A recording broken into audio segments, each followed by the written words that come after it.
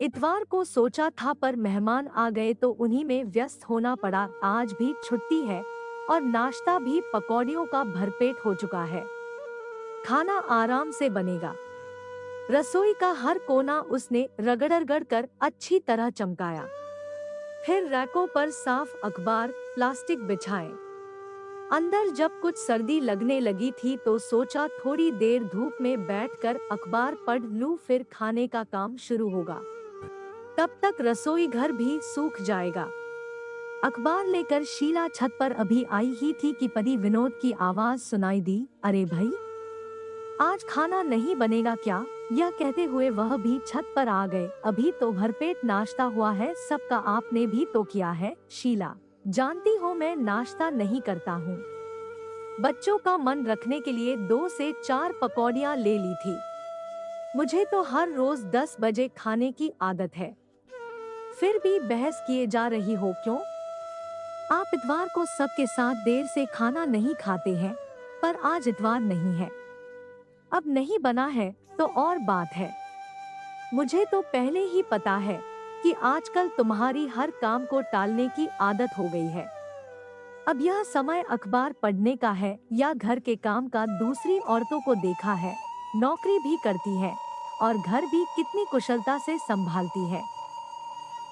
यहाँ तो बच्चे भी बड़े हो गए हैं, काम करने को नौकरानी है, फिर भी हर काम देरी से होता है।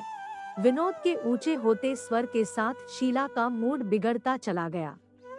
शीला अखबार वहीं पटक कर नीचे रसोई घर में गई। उबले आलू रखे थे, वे छौंक दिए और फटाफट आटा गूंद कर परांठे बना दिए। पर खाना देखकर विनोद का पारा और चढ़ गया। यह क्या? सिर्फ सब्जी परांठे? तुम जानती ही हो कि लंच के समय मैं पूरी खुराक लेता हूँ। जब नाश्ता बंद कर दिया है तो खाना तो कम से कम ढंग का होना चाहिए। पता नहीं तुम्हें क्या हो गया है। सारे उलझुल कामों के लिए तुम्हारे पास है, बस लिए नहीं। विनोद ने थाली सरका दी थी। शीला का मन हुआ कि वह भी फट पड़े। एक तो दिन भर काम में जुटे रहो, उस पर फटकार सुनो। आखिर कसूर क्या था? रसोई की सफाई ही तो की थी। चाय, नाश्ता, खाना, घर की संभाल, बच्चों की देखरेख में उसने जिंदगी गुजार दी, पर किसी को संतोष नहीं। बच्चों को लगता है माँ आधुनिक, स्मार्ट नहीं है, जैसी औरों की मम्मी है। विनोद को तो अब नौकरी पेशा औरतें अच्छी लगने लगी है। 4 पैसे जो कमा कर लाती है, घर गृहस्थी संभालने वाली तो इनकी नजरों में गंवार ही है। विनोद तो बाहर निकल गए थे पर शीला ने बेमन से पूरा खाना बनाया। शुभा भी तब तक सहेली के घर से आ गई थी और शुभम कोचेक से दोनों को खाना खिलाकर वह अपने कमरे में आ गई। और दिन तो शीला काम पूरा करने के बाद टीवी देखती, अनबुना स्वेटर पूरा करती या कोई पत्रिका पढ़ती, पर आज कुछ भी करने का मन नहीं था। विनोद का यह बेरुखी भरा व्यवहार वह पिछले कई दिनों से देख रही थी। आखिर कहाँ गलत हो गई वह? क्या इन घरेलू कामों की कोई अहमियत नहीं है? अगर बाहर नौकरी करती होती तो क्या तभी तक शख्सियत थी उसकी? शादी हुए 18 साल हो गए। जब शादी हुई थी उसी साल में फर्स्ट डिवीजन में पास किया था। चाहती तो तभी नौकरी कर सकती थी, इच्छा भी थी, पर उस समय तो ससुराल वालों को नौकरी करती हुई बहू पसंद नहीं थी। विनोद भी तब यही कहते थे कि बच्चों को अच्छे संस्कार दो, उनकी पढ़ाई में मदद करो, घर संभाल लो, यही बहुत है मेरे लिए। उसने सब कुछ तो उन्हीं की इच्छानुसार किया था। देवर की शादी हो गई, देवरानी आ गई, तब भी सास ससुर उसी के पास रहे। बड़ी बहू हम लोगों का जितना ध्यान रखती है, छोटी नहीं रख पाती, मांझी तो अक्सर कह देती थी। बच्चों को संभालना, बूढ़े सास ससुर की सेवा करना, घर गृहस्थी देखना, सब कुछ तो कुशलता से निभाया था उसने। फिर ससुर जी की मौत के बाद यह सोचकर मांझी का ख्याल वह और भी रखने लगी थी कि कहीं इन्हें अकेलापन महसूस न हो। पर अब क्या हो गया?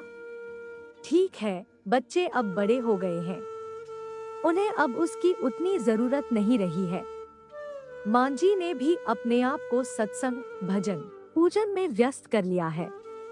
विनोद का प्रमोशन हुआ है, तब से उनकी भी जिम्मेदारियां बढ़ गई है। मकान का लोन लिया है तो खर्चे भी बढ़ गए हैं।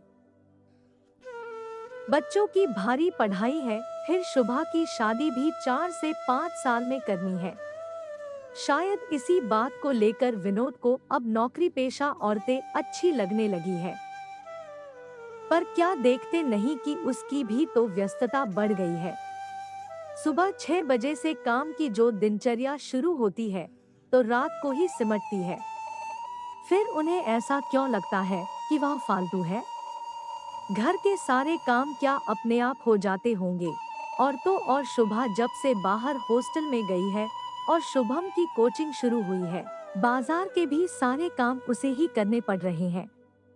पर नहीं, सबको यही लगता है कि वह फालतू है। सबको उससे शिकायतें ही शिकायतें हैं। और तो और मांझी पहली बार 10 से 15 दिन को देवर के पास गई तो वह भी जाते समय कहने में नहीं चुकी, बहू तुम मेरी देखभाल करते करते थक जाती हो तो सोचा कि छोटी के पास कुछ दिन रह लूं। अनमनी सी शीला फिर बाहर बरामदे में पड़े मूढ़े पर आकर बैठ गई थी। शुभा पास ही बैठी सिर झुकाए डायरी में कुछ लिख रही थी। क्या कर रही है माँ? अब दिसंबर खत्म हो रहा है न, तो अपनी उपलब्धियाँ लिख रही हूँ इस जाते हुए साल की और तय कर रही हूँ कि अगले साल मुझ क्या क्या करना है। नए संकल्प भी तो करूँगी न। अच्छा, क्या उपलब्धियाँ रही माँ? विशेष उपलब्धि तो इस वर्ष की यह रही कि मेरा मेडिकल में चयन हो गया। अब मैं संकल्प करूँगी कि मेरा कैरियर इतना ही अच्छा रहे, अच्छे नंबर आते रहें हर परीक्षा में। शुभा कुछ सोचते हुए बोली, मम्मा मैं अपनी ही नहीं शुभम और पापा की भी उपलब्धियां लिखूंगी। देखो न, शुभम को इस साल स्कूल में बेस्ट स्टूडेंट का अवार्ड मिला है और पापा का तो प्रमोशन हुआ है न। शीला ने भी उत्सुक होकर शुभा की डायरी में झांका था तो वह बोली, मम्मा आप भी अपनी उपलब्धियां बताओ, मैं लिखूंगी। और आप अगले साल क्या करना चाहोगी? यह भी शीला का उत्साह फिर से ठंडा हो गया। क्या बताए, कुछ भी तो उपलब्धि नहीं है उसकी। अब घर भर के लिए फालतू जो हो चली है वह, और एक ठंडी सांस न चाहते हुए भी उसके मुंह से निकल ही गई, ओ माँ आप बहुत थक गई हो, आपको थोड़ा चेंज करना चाहिए। शुभा कह ही रही थी कि फोन की घंटी बजने लगी। शुभा ने ही दौड़कर फोन उठाया था। माँ, मामा का फोन है, पूछ रहे हैं कि शेफाली की शादी में हम लोग कब पहुँच रहे हैं। लो बात कर लो। हाँ भैया, अभी तो कुछ तय नहीं हुआ है। बात यह है कि इन्हें तो फुर्सत है नहीं क्योंकि बैंक की क्लोजिंग चल रही है। शुभम के अगले ही हफ्ते बोर्ड के इम्तिहान है, पर तू तो आ सकती है। शीला क्या जवाब दे यह सोच ही रही थी कि शुभा ने आकर दोबारा फोन ले लिया और बोली, मामा हम लोग भले ही न आ पाए पर मम्मी जरूर आएंगी। और शुभा ने फोन रख दिया था। माँ आप हो आइए न, शुभा आग्रह करते हुए बोली। भोपाल है ही कितनी दूर, एक रात का ही तो सफर है। आपका चेंज भी हो जाएगा और नाते रिश्तेदारों से मुलाकात भी हो जाएगी। और फिर दोनों मौसियाँ भी तो आ रही हैं। माँ आप यहाँ की चिंता न करें, मैं घर संभाल लूंगी। बस पापा और शुभम का ही तो खाना बनाना है, फिर लीला बाई है ही मदद के लिए। बस आप तो अपनी तैयारी करो। जाने का ख्याल तो अच्छा लगा था शीला को भी, पर विनोद क्या तैयार हो पाएंगी? शीला अभी भी असमंजस में ही थी, पर शुभा ने विनोद को राजी कर लिया था। फटाफट दूसरे दिन का आरक्षण भी हो गया और शुभा ने माँ की सारी तैयारी करवा दी। शादी की गहमागहमी में शीला को भी अच्छा लगा था। रात रात भर जागकर बहनों में गपशप होती रहती। सब रिश्तेदारों के समाचार मिले। भैया ने बेटी की शादी खूब धूमधाम से की थी। शेफाली के विदा होते ही घर सूना हो गया था। रिश्तेदार तो चल ही दिए थे, बहनों ने भी जाने की तैयारी कर ली थी। भैया मुझे भी अब लौटना है, शीला ने याद दिलाया था। अरे, तुझे क्या जल्दी है? शोभा और शशि तो नौकरी पेशा है, उनकी छुट्टियां नहीं है, इसलिए उन्हें लौटने की जल्दी है, पर तू तो रुक सकती है, भैया ने सहज स्वर में ही कहा था, पर शीला को लगा जैसे किसी ने फिर कोमल मर्म पर चोट कर दी है। सब व्यस्त है, वही एक फालतू है, वहाँ भी सब यही कहते हैं, और यहाँ भी भैया के बहुत जोर देने पर वह 2 दिन रुक गई, पर लौटना तो था ही, बेटी वापस जाएगी। शुभम पता नहीं ढंग से पढ़ाई कर भी रहा होगा या नहीं।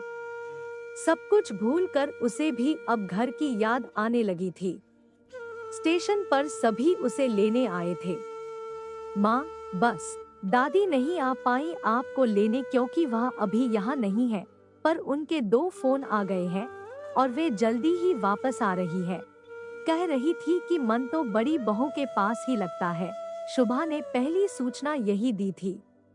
उधर शुभम कहे जा रहा था, आपने इतने दिन क्यों लगा दिए लौटने में, 2 दिन ज्यादा क्यों रुकी? अच्छा, पहले घर तो पहुंचने दे, शीला हंस कर रह गई थी। विनोद चुपचाप गाड़ी चला रहे थे। घर पहुंचते ही शुभा गरम चाय ले आई थी। शीला ने कमरे को देखा तो काफी कुछ अस्तव्यस्त सा लगा। माँ, अब यह मत कहना कि मैंने घर की संभाल ठीक से नहीं की, और रसोई को देखकर तो बिल्कुल भी नहीं। आप तो बस चाय पियो और फिर अपना घर संभालना। शुभा ने माँ के आगे एक डायरी बढ़ाई तो वह बोली, यह क्या है? माँ, आप तो अपनी इस साल की उपलब्धियां बता नहीं पाई थी, पर पापा ने खुद ही आपकी तरफ से यह डायरी पूरी कर दी, और पता है सबसे ज्यादा उपलब्धियां आपकी ही हैं। लो, मैं पढ़ूं। शुभा उत्साह से पढ़ती जा रही थी। हम सबको बनाने में आपका ही योगदान रहा। मेरा मेडिकल में चयन हुआ आपकी ही बदौलत। मैं एक बार मेडिकल में असफल हो गई थी, तब आप ही थी जिन्होंने मुझे दोबारा परीक्षा के लिए प्रेरित किया, और शुभम को स्कूल के बेस्ट स्टूडेंट का अवार्ड मिलना आपकी ही क्रेडिट है।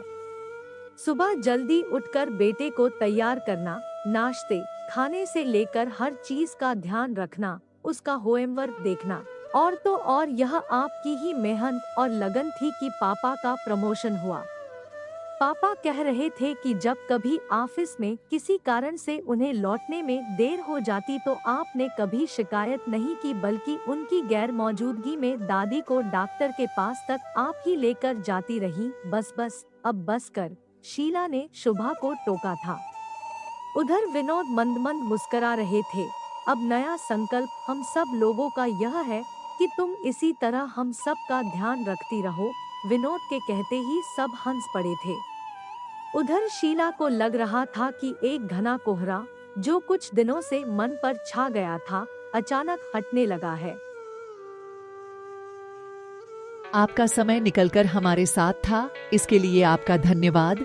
अगली बार फिर से मिलते हैं नए और रोचक वीडियो के साथ। चैनल को सब्सक्राइब करना न भूलें। धन्यवाद और शुभकामनाएं।